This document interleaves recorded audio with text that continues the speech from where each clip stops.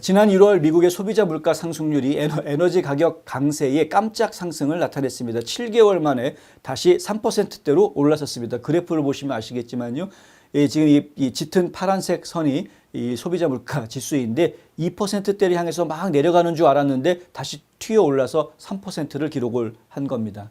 미국의 경제가 견조한 성장세를 지속하는 가운데 소비자 물가 상승률이 예상을 크게 벗어나 상승하면서 인플레이션 우려가 다시 커질 전망이다. 그런데 저희가 말씀드렸습니다만 트럼프 대통령이 되고 난 다음에 물가 상승할 것이다, 인플레이션 문제가 있을 것이다라는 이야기는 해드렸습니다. 올 한 해 동안 상당히 물가 인상이라든가 경제가 어려워지는 문제 있을 것이다라고 저희가 미리 말씀을 드렸었습니다. 왜 그러냐?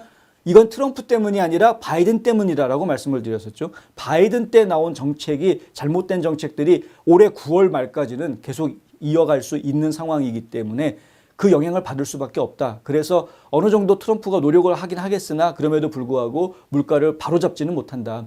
연방노동부는 1월 미국 소비자 물가지수 CPI가 전년 동월 대비 3.0% 상승했다고 오늘 발표했습니다. 전월 대비 지난달에 비해서는 0.5% 상승한 건데 한 달 사이에 0.5%가 올라가는 것은 제법 많이 올라간 겁니다. 소비자 물가 상승이 3%대로 다시 돌아간 것은 작년 6월 이후 7개월 만에 처음입니다. 도로아미 타불이 된 거죠. 도로아미 타불이 될 수밖에 없는 게 뭐냐면 솔직히 말씀드려서 요때 이렇게 내려갔던 거는 실제로 물가가 내려간 것이 아니라 물가 지수를 통계를 내는 통계 부서가 지금 뭔가 장난친 거 아니냐라는 생각이 심하게 든다. 저희 NNP 뉴스를 꾸준하게 보신 분들은 아시겠지만은 저희가 요때 그런 이야기를 해드린 적이 있습니다. 왜냐하면은 지금 선거를 앞두고 작년 11월 선거를 앞두고 지금 통계청이 의도적으로 잘못된 통계를 내보내고 있는 것은 아닌지 상당히 의심스럽다라는 말씀을 제가 드린 적이 있죠. 왜냐하면 실제로 우리가 피부로 느끼는 물가 변화하고 정부에서 발표하고 있는 지수 변화하고 도대체가 맞아떨어지는 것 같지가 않다. 뭐 이런 이야기를 저희가 드렸기 때문에 하는 이야기입니다. 물가의 최근 동향을 반영하는 전월 대비 상승률도 2023년 8월 이후 1년 5개월 만에 가장 크게 나타난 겁니다. 에너지 가격이 전월 대비 1.1% 올라서 상당히 높게 나왔고요. 휘발유 가격이 전년과 비교해서는 0.2% 내렸지만 전월과 비교해서는 1.8% 상승하는 모습을 보였습니다. 그래서 결국은 에너지 가격, 휘발유 가격, 식품 가격도 마찬가지 0.4% 상승했는데 이러한 것들 때문에 전체적으로 물가가 오르는 것으로 나타났다. 특히 조류 인플루엔자가 확산되면서 계란 가격이 지금 전국적으로 문제입니다. 전월 대비 15.2%가 올랐습니다. 엄청나게 올랐죠. 지난달하고 이번 달하고 계란값이 엄청나게 차이가 난다. 계란 비싸서 못 사 먹겠다. 난리도 아닙니다. 계란이 빠지면은 참 안 되는 음식도 많은데 이 같은 계란 가격 상승세는 2015년 6월 이후 가장 높았다. 10년 만에 찾아온 계란 가격 상승세 지금 느끼고 있는 상황입니다. 주거비는 전월 대비 0.4% 상승했고요. 전체 월간 상승률의 약 30%를 기여했다. 지금 주거비도 굉장히 많이 나가죠. 주거비 많이 나가죠. 식품 많이 나가죠. 에너비 비용 죄다 지금 다 오르고 있는 겁니다. 변동성이 큰 에너지 식품을 제외한 근원 CPI는 전년 동월 대비 3.3%, 전월 대비 0.4% 각각 상승했습니다. 지금 이제 이게 점선으로 되어져 있는 것이 바로 핵심 CPI, 코어 CPI라고 하는 것인데요. 식품 가격과 에너지 가격을 제외한 나머지 제품들을 가지고 소비자 가격을 계산하는 건데 역시 3.3%. 지금 둘 다 3%를 넘어가는 모습을 보여주고 있는 거죠. 이렇게 되면은 연준 입장에서는 금리를 내리기가 어려워질 수밖에 없습니다. 이 근원 지수, 핵심 지수의 상승률은 지난해 하반기 이후 3.2에서 3.3% 수준에서 정체된 모습을 계속 보여주고 있기는 합니다. 더 떨어지질 않고 있는 모습. 근원 지수는 대표 지수로 이해를 하고 있고 연준에서도 좀 더 심각하게 바라보는 지표인데 이게 떨어져야 되는데 떨어지지를 않는다. 인플레이션 지표가 예상 밖으로 높은 수준을 유지하면서 연준이 올해 들어 금리 인하를 사실상 중단하는 것 아니냐라는 그런 예측이 더 무게를 얻게 됐다. 그래서 결국은 연준이 금리를 인하하지 않게 되면은 전체적으로 경기가 좀 더 힘들어지는 상황이 되는 것은 아닌가, 뭐 이런 이야기들이 계속 나오는 상황입니다. 도널드 트럼프 대통령의 핵심 정책인 관세 정책, 그리고 감세, 세금을 줄여주는 감세 정책, 또 이민자 정책이 인플레이션을 유발하는 정책들이다라는 지적들을 지금 시장에서는 계속 하고 있는데 이러한 우려가 지속되고 있는 것도 결국은 연준이 금리를 내리지 못하고 있는 하나의 요인이 되어주고 있다. 이런 이제 분석들이 나오고 있습니다.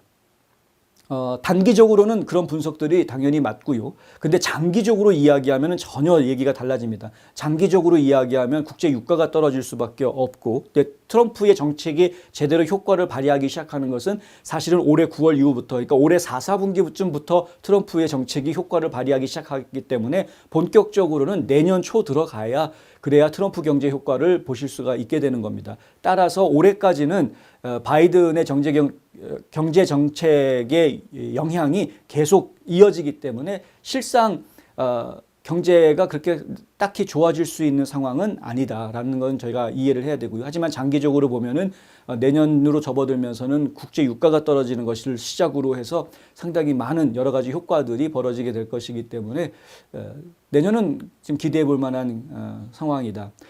이날 소비자 물가 대표 지수와 근원 지수는 전년 동월 대비 또 전월 대비 상승률이 각각 다우존스가 집계한 전문가 예상치를 훨씬 웃도는 그런 모습을 보였습니다. 이날 소비자 물가가 깜짝 상승을 기록하면서 채권 수익률이 급등하는 모습을 보여줬고요. 전자거래 플랫폼인 트레이드웹에 따르면 10년 만기 국채 수익률이 4.65%까지 좀 올라가는 모습을 좀 보여줬다. 시카고 상품거래소에서 그 페드워치라는 데가 있는데요. 여기에서 보면은 오는 5월 달에 FOMC 회의에서 연준이 기준금리를 그냥 동결할 것으로 보인다. 동결할 것이라고 예상하는 사람이 88%나 되는 그런 모습을 보여줬다. 뉴욕 증시 정규장 개장 전에 스탠다드 앤 푸어스 500 지수 선물은 소비자 물가 지표 발표 후에 급락하는 그런 모습을 보여줬고 달러화 가치도 지금 급등하는 모습을 지금 보여주고 있습니다. 예. 그래서 6개 통화에 대한 달러화의 가치를 반영한 달러화 인덱스는 같은 시간에 108.4로 전장 대비 0.4% 상승하는 모습을 보여줬다. 달러화가 올라가게 됐다. 그러니까 경제가 지금 점점 어려워지는 것 아니냐라는 우려의 목소리가 계속 나오고 있다. 지금 실업률도 4%가 이미 넘어가 있는 상황이고 계속 실업률이 늘어나는 것으로 얘기가 나오고 있는 상황이고요. 근데 결국은 지금 미국의 경제가 나빠지게 되면 이 영향이 고스란히 지금 전 세계에 다 영향을 주게 되죠.